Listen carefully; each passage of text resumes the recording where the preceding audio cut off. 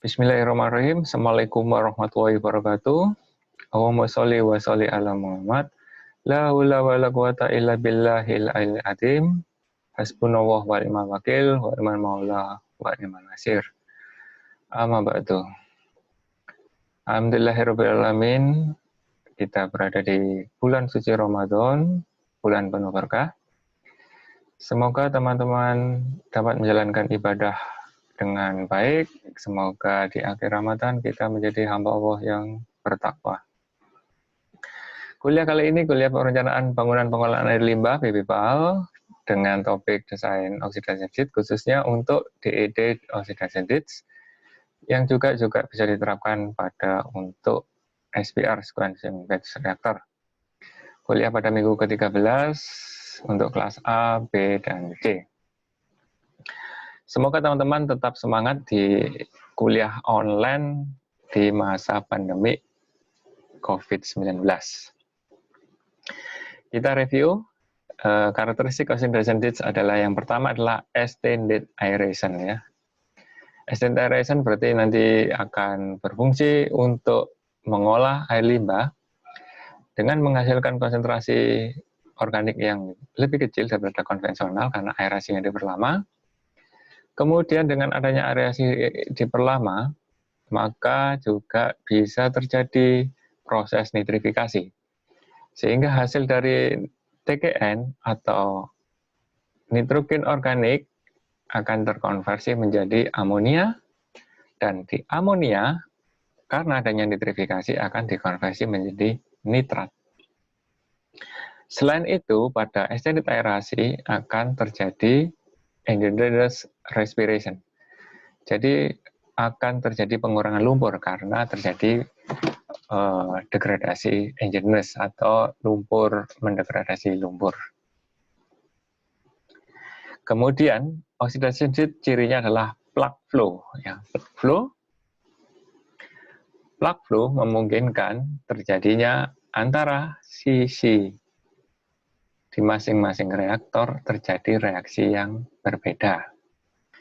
Contohnya adalah di sini terjadi degradasi substrat ataupun degradasi organik karbonus.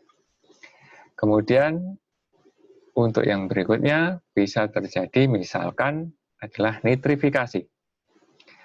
Untuk yang ketiga, misalkan juga ini terjadi anoksik proses, atau kalau prosesnya tentu saja adalah denitrifikasi, atau konversi nitrat menjadi N2 gas.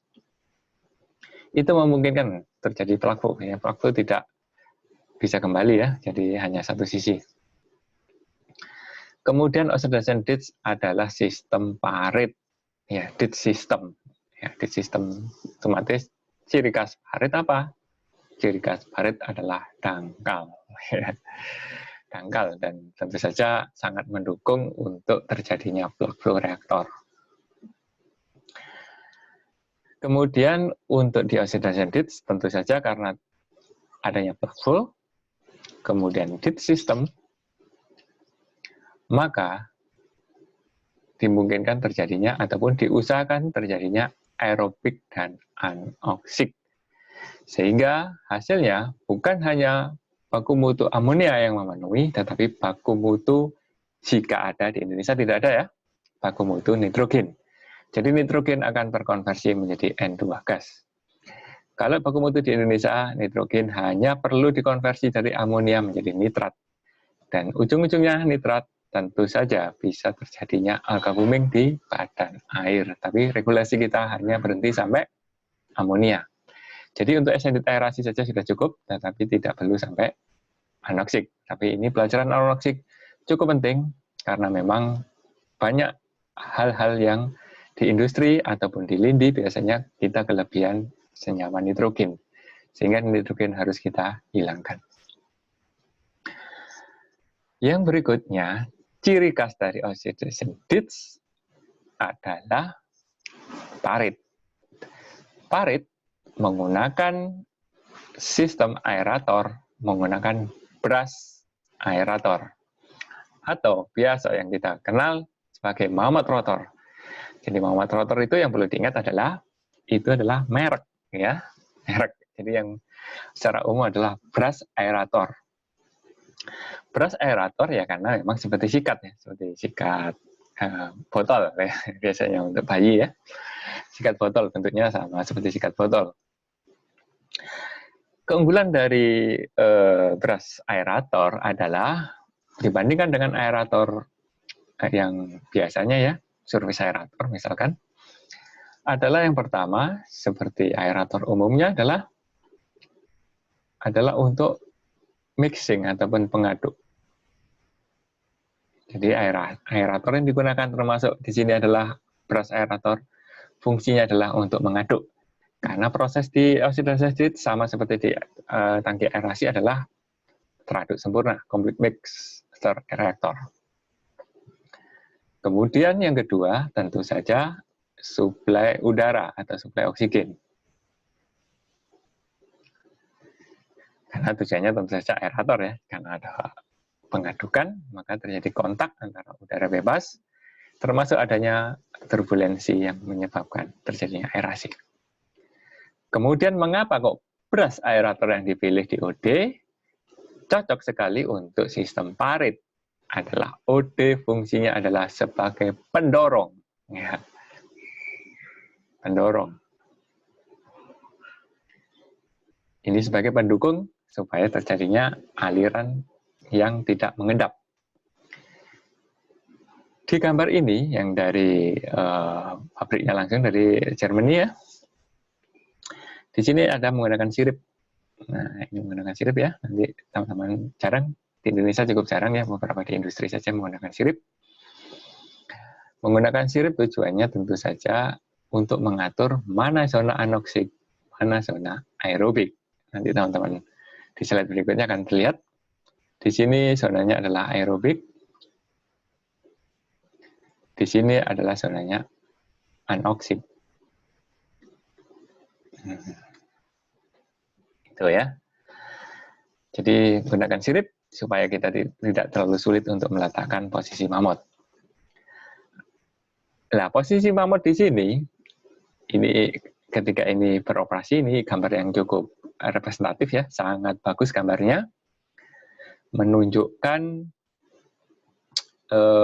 jumlah mamut yang beroperasi ya dari yang disediakan. Di sini juga bagus ya, di sini bisa teman-teman lihat, ya bisa teman-teman lihat lebarnya berbeda kan.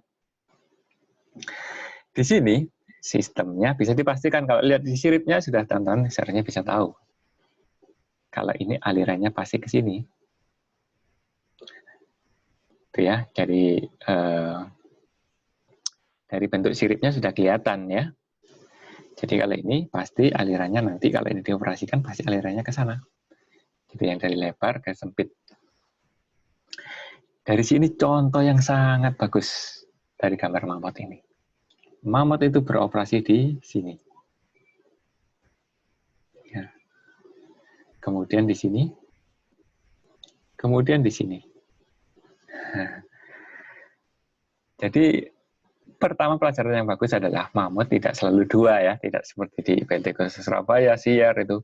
Tidak selalu dua mamut itu. Bisa 3, bisa 4, bisa 5 ya, tergantung kebutuhan. Kemudian di sisi sini nampak bahwa sisinya adalah paling nggak ada 3 atau 4 atau 5. Dan sisinya diselang-seling. Ini adalah contoh gambar yang sangat bagus untuk desain OD yang ideal. Ini adalah contoh gambar oxidation gauge untuk nilai DO. Nilai DO. Jadi nilai DO yang tinggi adalah berwarna merah tentu saja. Jadi di sini zona anoksik. Di sini aerobik. Ya. Nah, di sini kembali aerobik lagi. Di sini aerobik dan sisinya sama, ini kebetulan mungkin OD-nya adalah 2 ya. Jadi ada 2 OD ini kurang lebih. Jadi untuk sisi-sisinya, jadi karena ada belokan-belokan maka dia terjadi turbulensi sehingga terjadi aerasi. Untuk desain dari mammoth ataupun brush aerator sangat tergantung dari panjangnya. Kenapa panjang menjadi penting? Karena panjang dari mammoth menentukan lebar dari parit. Nah, itu yang perlu teman-teman pelajari. Jadi untuk di sini, karena mammoth itu pesannya sulit. Ya, pesannya sulit. Jadi bisa saja kita hitung, tapi kita perhitungkan mammothnya. Jadi kita hitung dimensinya, kemudian mammoth kita pesan, kemudian kita sesuaikan lagi dimensinya. Agar tidak terjadi masalah di kemudian hari. Karena mammoth tidak bisa dibuat sendiri, ya kecuali kalau teman-teman nanti menjadi ahli teknik lingkungan sangat kreatif bisa membuat mammoth dengan kondisi aerasi yang bagus, dengan ketahanan yang bagus pula. Jadi mammoth tentu saja semakin besar, yang besar tentu saja oksigen yang dihasilkan ya tentu saja lebih besar, itu sudah teman-teman tahu ya. Kemudian dengan diameter yang besar, tentu saja bentang yang mampu dibuat ataupun yang lebar parit yang bisa kita pasang adalah pasti lebih lebar. Tentu saja itu. Jadi semakin tebal, otomatis mammothnya semakin panjang. Otomatis nantinya juga akan lebih fleksibel untuk lebar dari paritnya. Jadi meskipun ini bahasa Inggris ya, tapi katutan bahasa Jermannya un ataupun dan. Jadi untuk kecepatan, otomatis ini lebih besar ya kecepatannya. Untuk membaca grafik ini, tentu saja yang perlu diingat untuk aerator adalah kedalaman. Jadi immersion depth, kedalaman tercelupnya itu berapa? Jadi ini, nah kedalaman tercelupnya itu berapa? Tentu saja ya nggak boleh terlalu dalam gini ya, nanti justru tidak bisa mendorong, tapi justru mengaduk dan itu hanya turbulensi di satu tempat saja dan airnya bisa keluar. Ya. Jadi immersion depth, jadi berapa kedalamannya itu akan menentukan berapa tingkat oksigen yang akan disuplai. Nah itu ya. Kemudian tentu saja untuk sisi Y-nya adalah tergantung dari panjangnya. Ini adalah jumlah kilo oksigen per jam yang bisa diinjeksikan per satuan 1 meter mammoth rotor. Yang perlu diingat kembali adalah yang pertama immersion depth, kemudian tergantung panjang. Kemudian tentu saja teman-teman di kuliah unit proses yang perlu diingat adalah ketika menggunakan aerator, maka dari spesifikasi langsung ditemukan oksigen yang diinjeksikan. Ini berbeda dengan teman-teman ketika menggunakan bubble. Kalau menggunakan bubble, otomatis teman-teman harus memperhitungkan kelarutan dari udara ataupun oksigen di air limbah. Tentu saja yang paling berpengaruh, yang harus diperhatikan adalah temperatur. Tapi kalau kita gunakan mammoth rotor ataupun surface aerator, biasanya dispesifikasi langsung diketahui kilo oksigen yang bisa diinjeksikan. Itu yang perlu teman-teman ingat ya. Kemudian materi berikutnya adalah review tentang reaktor ya. Ini reaktor yang tangki aerasi. Kemudian di sini ada konvensional plug flow. Nah, ini sebagai dasar ya, sebagai dasar karena ini review sebagai dasar untuk OD. Nah, ini plug flow ini begini. Teman-teman kalau ingin melihat contoh-contoh plug flow di tugas akhir ataupun di kondisi sebenarnya bisa dilihat industri ikan, kemudian industri rumah potong ya, itu yang mengandung nitrogen yang tinggi biasanya, dan ada baku mutu nitrogen yang cukup ketat. Biasanya diterapkan sistem plug flow. Ya. Karena ingat plug flow reaksi di sini mungkin berbeda dengan di sini, mungkin berbeda di sini fungsinya.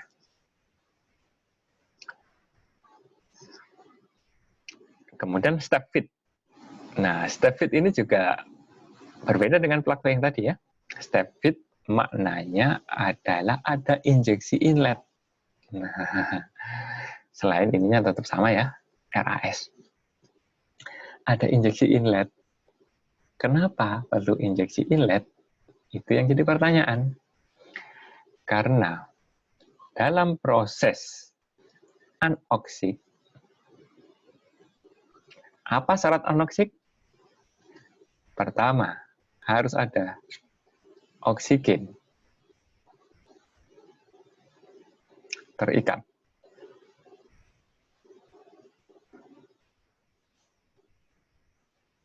Bonded oxygen. Ya, jadi bukan O2 ya, kalau O2 udah bebas. Yang tentu saja, buat apa oksigen terikat itu? Ya, buat apa oksigen terikat itu? Tentu saja untuk oksidasi, untuk mendegradasi sesuatu. Sesuatu itu adalah bahan organik.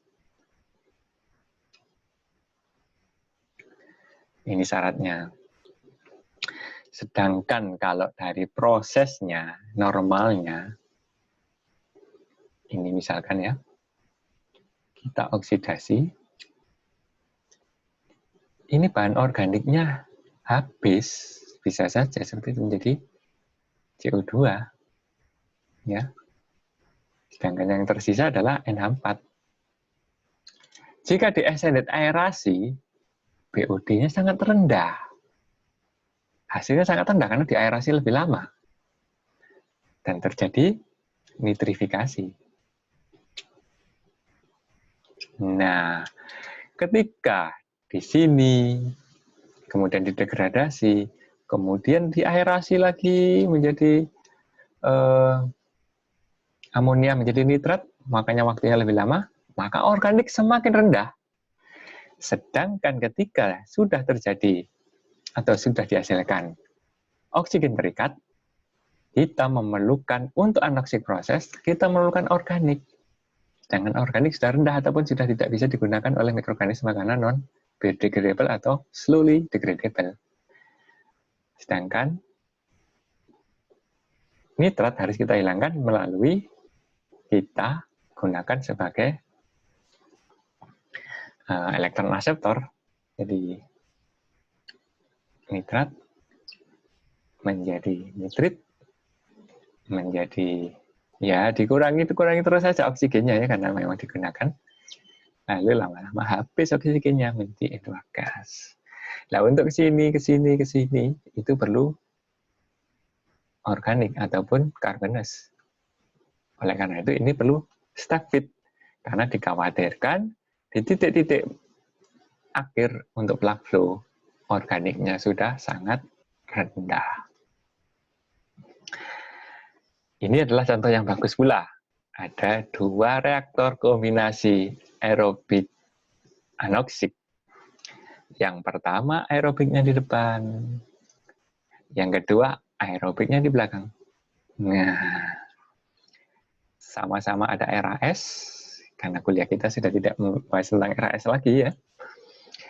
Tetapi fungsinya adalah di sini adalah ada resirkulasi untuk menyediakan oksigen terikat.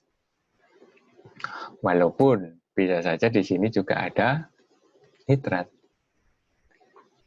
Jika ini kualitasnya masih buruk, ya masih buruk sangat tinggi sekali nitratnya, maka ini langsung directly untuk diresirkulasi untuk mencegah nitrat keluar ke badan air sehingga diresirkulasi. Di sini masih kaya bahan organik. Nah, seperti itu. Kemudian ini adalah contoh dari multi reaktor untuk anoksik aerobik dengan multi inlet. Ya. Tadi sudah kita jelaskan, kita bahas ya tadi fungsi inletnya di mana dan teman-teman bisa tahu ini inletnya posisinya di anoksik proses. Pasti sudah tahu kan fungsinya apa? Organik. Kemudian pengembangannya adalah tentu saja oxidation ditch. Ya, ini termasuk unit yang paling kompleks, paling rumit dihitung, termasuk unit prosesnya, termasuk unit operasinya, pengoperasian reaktornya juga rumit. Tetapi ini bangunannya sangat bagus. Jadi untuk di plug flow memang memungkinkan di sini terjadi aerobik,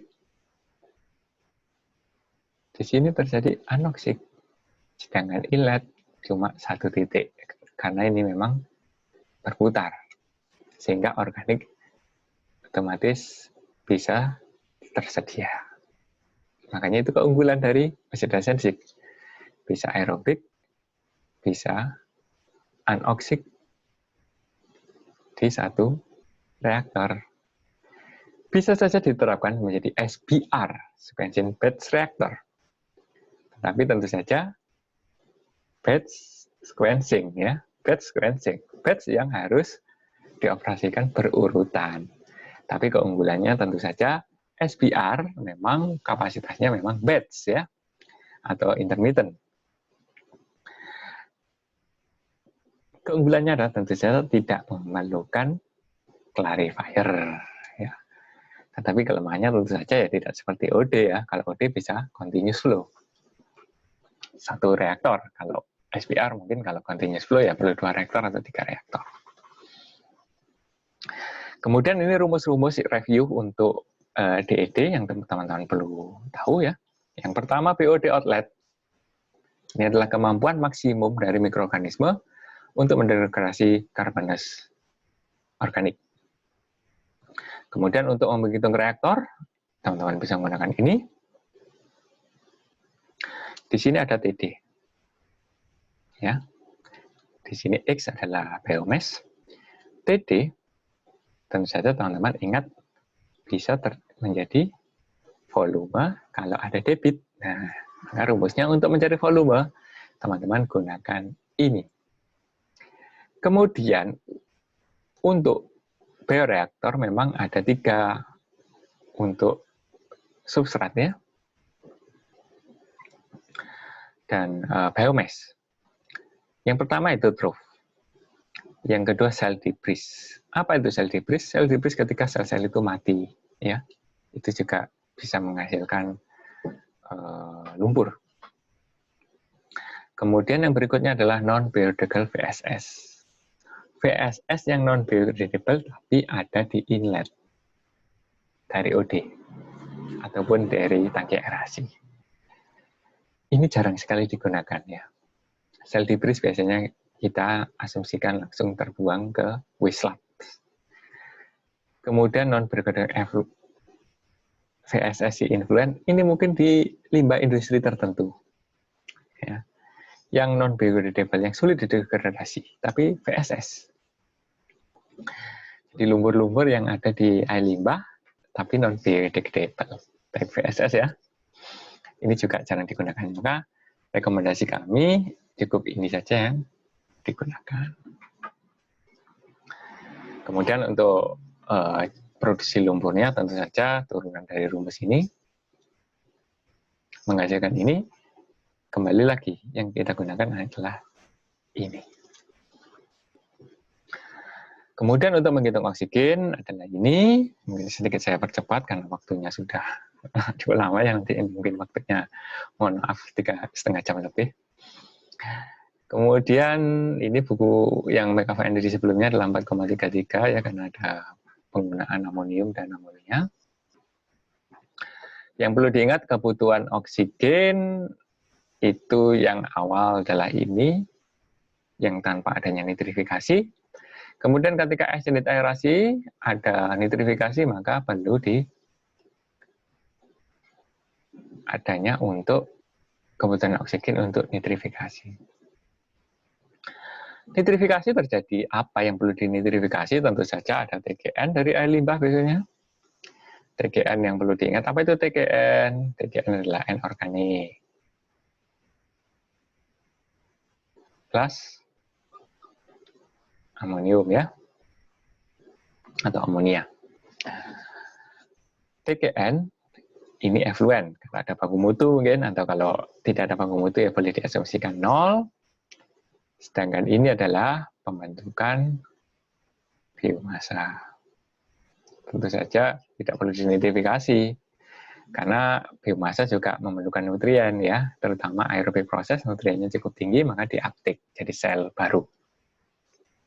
Otomatis itu tidak perlu dinitrifikasi. Nah, untuk di OD, untuk adanya nitrifikasi, karena di rumus yang ini ada PX ya, ada PX ya, ada PX.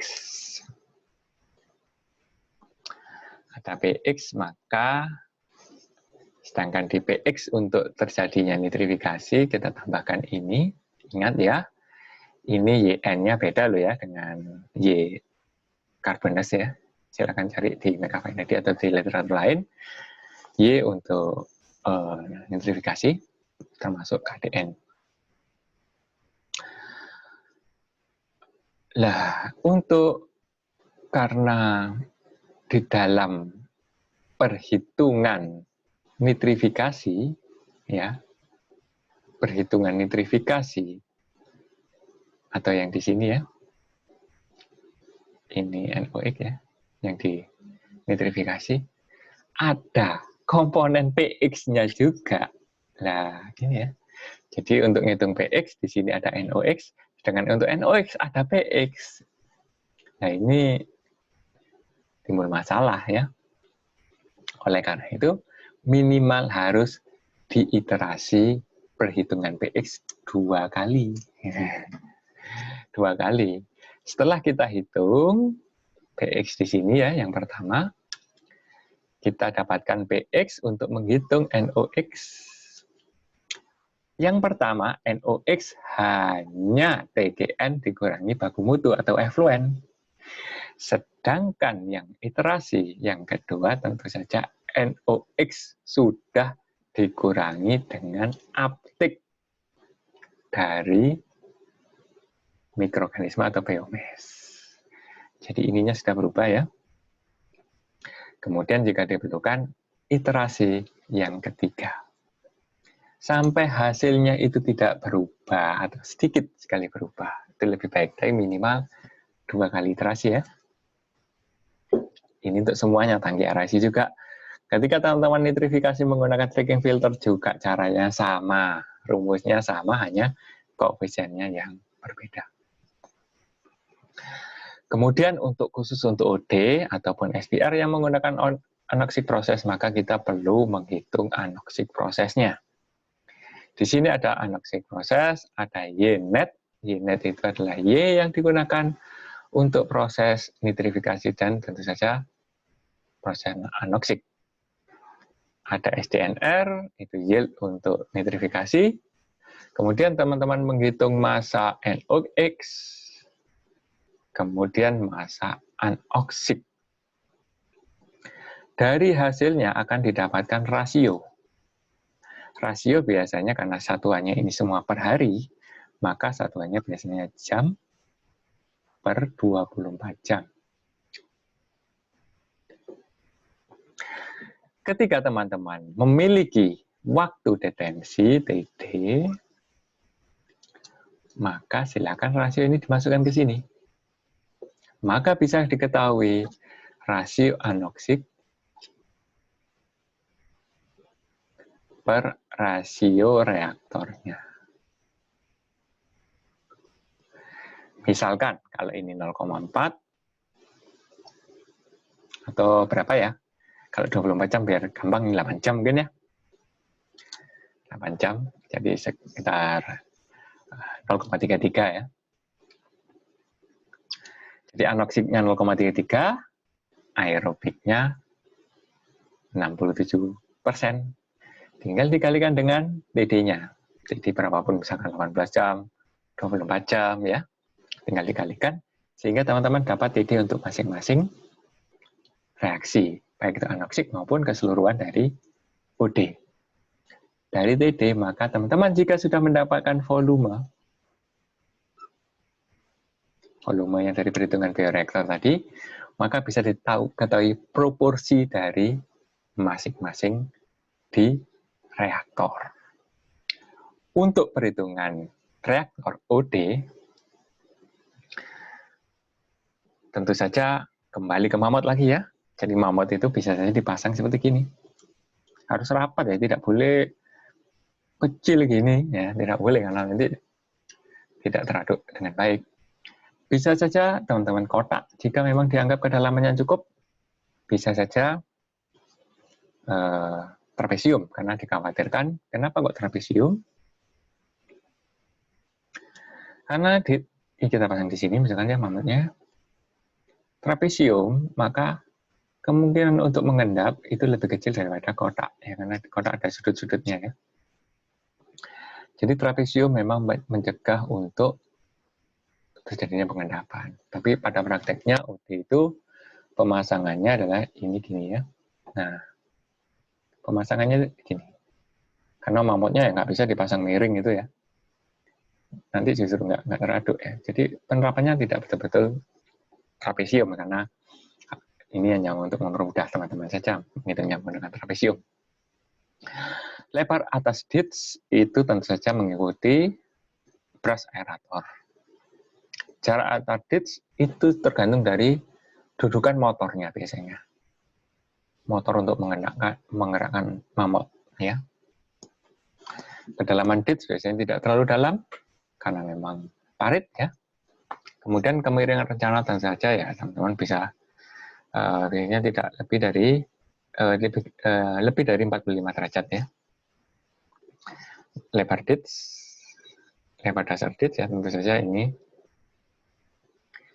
untuk mencari ini ya.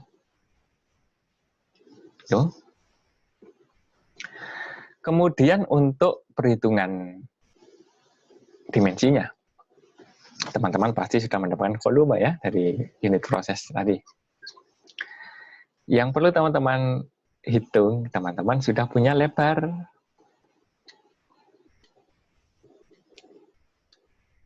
Nah, punya lebar kan dari mamutnya. Tapi yang dihitung bukan panjangnya dulu. Karena panjang bisa dipanjang pendekkan dengan mudah. Yang dihitung dulu tentu saja adalah lingkarannya. Karena lingkaran tidak bisa dikecilkan, besarkan tidak bisa karena sangat terkait dengan dari panjang brush aerator. Jadi kalau OD ini ada lingkaran. Nah, ada lingkaran, kalau ini setengah lingkaran maka di sisi sebelahnya juga setengah lingkaran. Makanya ada lingkaran seperti ini. Seperti donat ya, donat. Nah, ini maka karena bentuknya trapesium. Nah, ini gini ya misalkan ya. Maka bentuknya yang teman-teman biasa hitung adalah limas terpancung. Kalau ini adalah kerucut terpancung. Kerucut terpancung. Kerucut tumpeng yang sudah dipotong bagian atasnya. Yang perlu diingat di sini adalah ada jarak antar parit. Tentu saja di sini bentuknya seperti ini. Nah, ini parit yang pertama, ini yang parit sisi kiri dan sisi kanan. Otomatis ini tidak termasuk volume reaktor. Oleh karena itu teman-teman menghitung ada lingkaran kecil, ada lingkaran besar, ada diameter atas, ada diameter bawah, ada luas atas, ada luas bawah. Ini kerucut terbuka terpancung adalah yang besar dulu. Kemudian kerucut tertutup terpancung adalah yang kecil. Yang kecil itu yang bagian dalam. Volumenya tentu saja adalah volume kerucut yang besar dikurangi kerucut terpancung yang kecil. Didapatkan adalah volume lingkaran dari OB. Dari volume lingkaran, ada volume reaktor, kita kurangi dengan volume lingkaran, maka didapatkan volume lintasan lurus. Volume lintasan lurus dihitung paling akhir. Jadi volumenya tentu saja volume memanjang dikurangi volume reaktor dikurangi volume melingkar. Tentu saja akrosnya dari volume memanjang itu adalah trapesium. Ini ingat bukan limas loh ya, bukan limas tetapi prisma. Prisma dengan alas trapesium. Tentu saja untuk panjang satu stitch, tentu saja total panjang stitch dibagi dengan 2. Baik, begitu. Ini sudah cukup panjang ya, sekitar 35 menit. Maka saya akhiri kuliah dari DED. Jika ada pertanyaan silakan ditanyakan. Semoga teman-teman tetap semangat belajar di rumah, tetap semangat beribadah. Semoga di bulan penuh berkah teman-teman bisa mendapatkan predikat hamba Allah yang muttaqin ya. Saya akhiri, semoga menjadi ilmu yang bermanfaat. Barakallahu fiik. Wassalamualaikum warahmatullahi wabarakatuh.